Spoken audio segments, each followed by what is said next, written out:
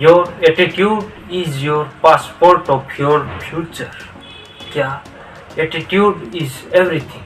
Hello दोस्तों, इसी के साथ मैं हूं जिगर और आज आपको सिखाऊंगा कि आप एटीट्यूड का यूज़ करके कैसे अपनी लाइफ में आगे बढ़ सकते हैं और वेरी सक्सेसफुल पर्सन बन सकते हैं।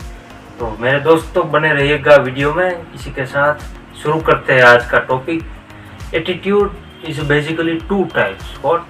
One is positive and another is negative. So positive attitude is what is this? I have given you example and explain in very simple manner. So देखिए, अगर आपके साथ इतना बुरा फेलियर हुआ है, इतना बड़ा एक्सपीरियंस गंदा हुआ है कि आप उसको सोच भी नहीं सकते, उसमें से आप या तो दो ही चॉइस होती है।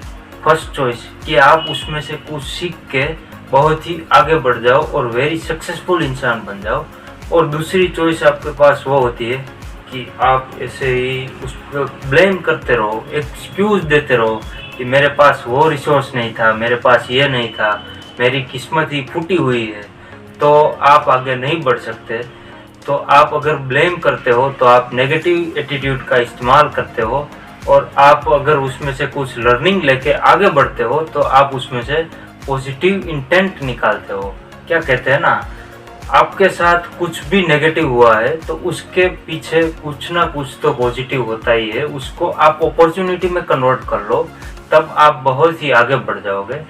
मैं आपको चलिए एक स्टोरी सुनाता हूँ कि थॉमस अल्वा एडिसन, आपने उसका नाम तो सुना ही होगा मेरे दोस्तों। तो उसके साथ एक बार क्या हुआ, उसकी फैक्ट्री जलकर राख हो गई और जल रही थी। तब किसी ने आके उसको कहा कि साहब आपकी फैक्ट्री जल रही है। तब एडिसन साहब इंस्टेंटली वहाँ पर पहुँचे और देखा, और सब लोग शॉक हो गए। इसकी क्या होती है, फैक्ट्री जल रही है फिर भी ये बंदा ऐसे स्माइल देकर क्यों खड़ा है, ऐसे कोई कैसे खड़ा रह सकता है। तो क्या होता है कि स्माइल है ना, वो एक इनएक्सपेंसिव टूल है, वो जो आपकी पर्सनालिटी को कई गुना ज़्यादा बेटर और अच्छी बना सकता है। तो मेरे दोस्तों, ऑलवेज बी हैप्पी। वो कहते हैं ना कि एवरी स्टूपिड क्वेश्चन का आंसर साइलेंट होता है, वैसे ही एवरी क्रिटिकल सिचुएशन का सॉल्यूशन भी स्माइल होती है। तो मेरे दोस्तों, be happy, always be happy, हंसते रहो और हंसाते रहो।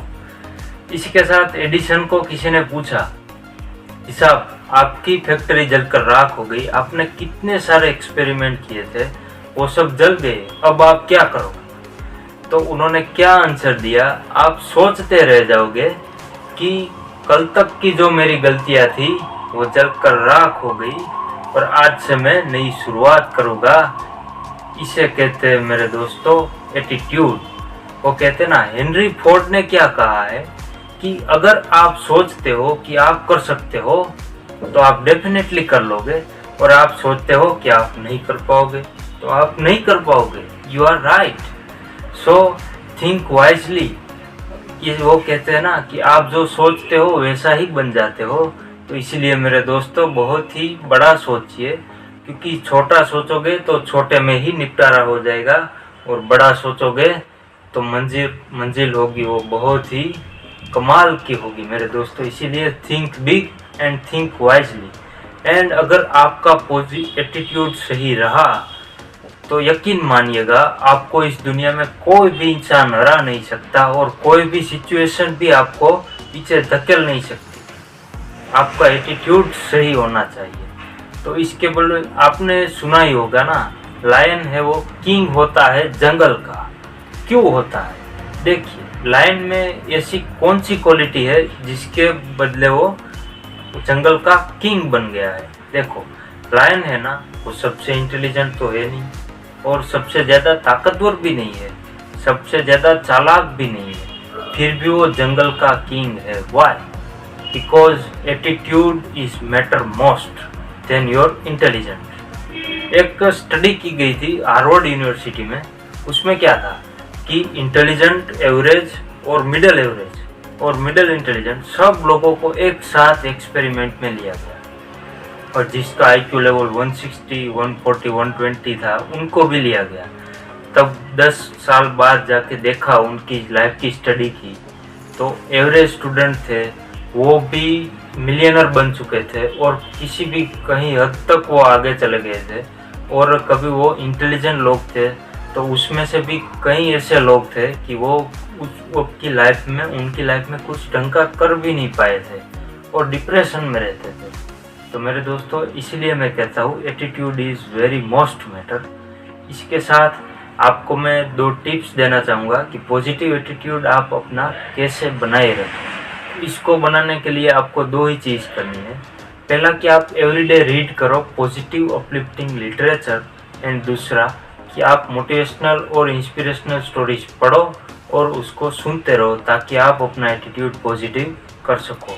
तो कहते हैं ना, जैसी आपकी दृष्टि वैसी ही आपकी सृष्टि होती है। इसीलिए मेरे दोस्तों, एटीट्यूड को बहुत ही सही रखना। इसके साथ मैं आपको आज एक बुक सजेस्ट करना चाहता हूँ, एटीट्यूड इज़ एवरीथिंग, जो जेफ केलर नाम ने ऑथर ने लिखी थी। ये बुक दोस्तों आपको पढ़नी चाहिए कि ये बुक है ना, आपका नज़रिया बिल्कुल चेंज कर देगी। तो अगर आप ये बुक पढ़ते हो तो मैं यकीन मानिएगा आपकी लाइफ बहुत ही आगे चली जाएगी।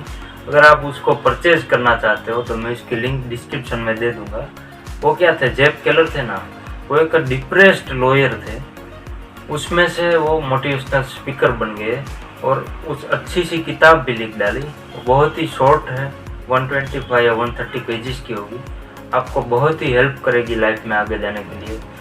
इसलिए मेरे दोस्तों, एटीट्यूड इज़ एवरीथिंग, इसको ध्यान में रखना।